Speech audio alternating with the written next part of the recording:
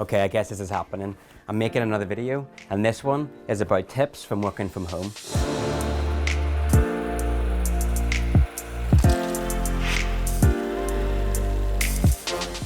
This self-isolating lark is pretty much the status quo for me, apart from when I'm out with my camera. So I figured that over the last 9 years, I might have some experience and be able to give some handy tips for all of you newbies out there. So here's what I've learned. Firstly, it's really important to set yourself up with a designated workspace. I've had the luxury of being able to set up my office into 3 distinct areas. The first one is my main workstation. This is where I spend the majority of my time and do all of my film editing. But it's nice to take regular breaks when possible. So I also have a coffee table and a comfy chair where I can make any phone calls, read a book, or even just do some admin and emails away from my desk. I think that change in scenery and environment is a really good replacement for the natural chats and breaks you would have in the office chatting to your colleagues. But as you can see, I'm now a little bit less socially distanced now the schools have closed. Also, after being inspired by Austin Kleon, in fact, side note, if you're a creative and you haven't read his book, Keep Going and Stay Like an Artist, I can highly recommend it, and you can just thank me later. But anyway, in the book, he mentioned something called the Bliss Station. So a couple of weeks ago, I decided to set up my own analog desk where I could just completely unplug from technology and be creative, just writing in with my hands. But it looks like the social distancing has commandeered that space too, with Ruth now working from home as well.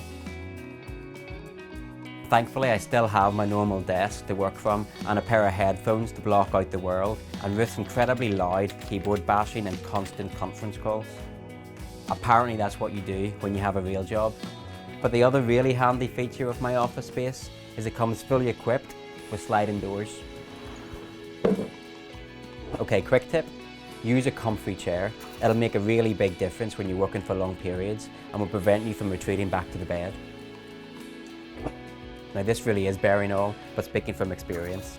Have a shower and get dressed. I know it can be really tempting to start working in your pajamas when you're working from home, but you need to treat it like you're going to work as normal. It will set you up in the right mindset for everything you have to do that day. Over the last 9 years, there's been many times I've thought I'll just check my emails first or do this and that, and before I've known it, it's actually lunchtime. It also avoids that awkward moment where somebody wants to Skype or Google Hangout with you, and you're not quite sure if they're going to turn their camera on or not. All the anxiety that brings, and then obviously the mad dash to at least dress the top half off you properly. So just take my advice, have a shower, get dressed, and then start your work, but keep your slippers on. Whenever I get out of the habit of exercising and I'm spending long days at home, it definitely takes its toll on my mental health.